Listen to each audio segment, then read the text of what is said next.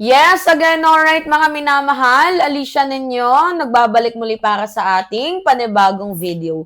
So, grabe. Actually, hindi ko na to dapat i-content kasi very below the belt, mga minamahal. Ito nga pong narinig natin galing sa bibig ni Basti Duterte. Pero you know what? Grabe yung sinabi niyang sira na daw yung puwet ni PBBM. Like, paano mo nalaman? Gawain mo? Ha? Tingnan mo nga yung itsura mo. Ikaw nga tong naka-scarf. Ano ito? Mayroon ka bang chiki nine? Ha? Tanong lang. Ibalik natin. Ang hilig mong manira. Ano sinasabi mo? Si PBBM bangag, magkamukha sila ng tatay niya. Ano naman, kung magkamukha sila ng tatay niya, tatay niya yan. Diba? Tapos yung akusahan mo na sira yung puwet, diverculture, eclabush, blah, blah, blah. Sobrang below the belt na yun, Baste. Paano pag sinabi naming hayop Barbie ka? Paano pag sinabi naming malambot ka? Bakit ka merong scarf, meron kang chikinini, pag binalik sa'yo, galit na galit ka? Di ba? Ganito kasi, ayaw nilang sinisiraan sila. Pero pag binabalik yung mga words sa kanila, galit na galit sila. Gets ninyo? Katulad na lamang nito, mga minamahal. Tingnan ninyo. Pakinggan ninyo. Itong si Marcos,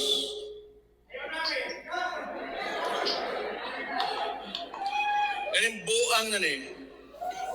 Pakinggan ninyo. Adik, ingon pa sa iyang igsuon. Bangag. Sira yung puwet, diverculitis. Kung ano-ano pinapasok siguro dyan. Oh, Ano achievement nito? Binalik yung droga. ikaw, ano ang achievement ninyo? Pinatay ninyo yung napakaraming mamamayang Pilipino. Kaya yung ama mo nandun sa The Hague, the Netherlands. Kayo, ano yung achievement ninyo? Ang magnakaw ng pera ng kaban ng bayan? Ano yung achievement ni Sarah? Ang ma-impeach dahil sa pagnanakaw? Yung kuya mo merong 51 billion? Si Kitty Duterte na wake and bake? Kayo! Ano ang achievement ninyo? Ano yung achievement ninyo? Wala kaming nakikita. Wala kaming nararamdaman kasi ni flood control dyan sa Davao. Tingnan ninyo. Wala tayong makita, walang maramdaman dahil yung Davao up to this moment, binabaha. Ano achievement ng ate mo? Ang maglamyerda sa ibang bansa? Ha? Meron pang kwento na nagpalaglag si Sarah, nanlalalaki. Yun ba yung achievement ng ate mo?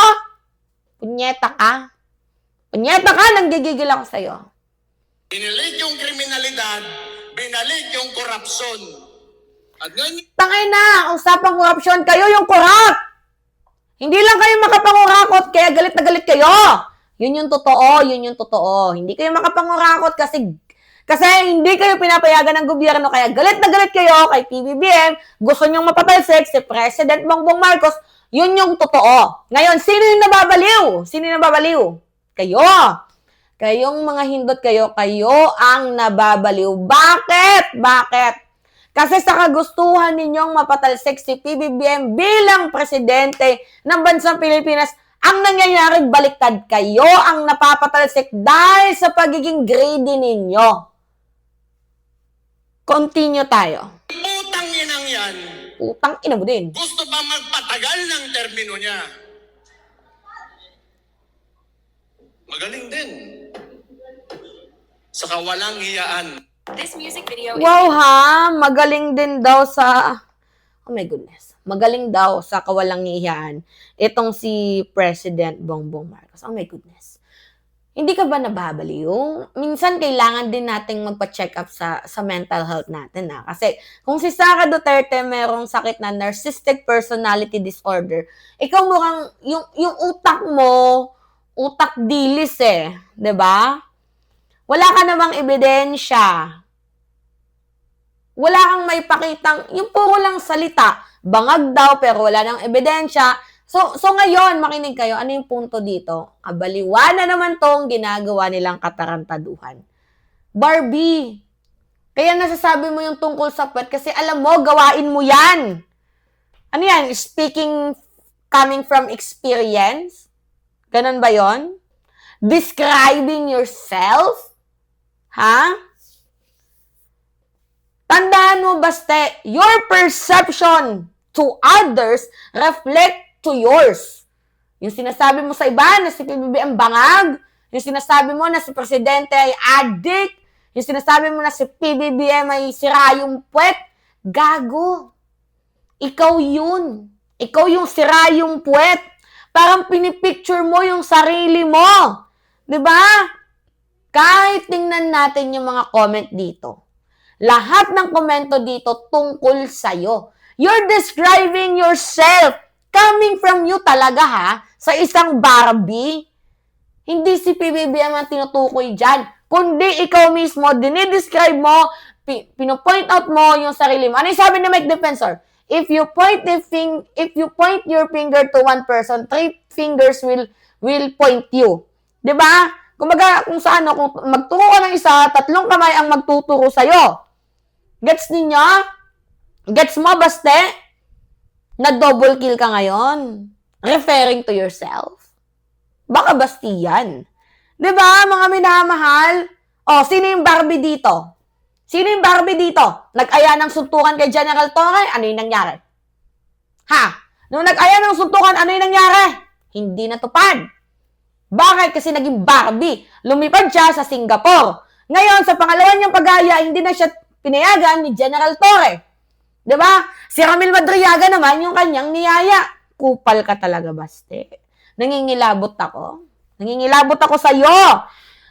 Grabe na tong kabadingan na to. Anong klaseng kapekpekan to, baste? Nakakahiya ka. Nakakahiya ka. Nakakahiya ka, baste. Anong klaseng kapekpekan naman to?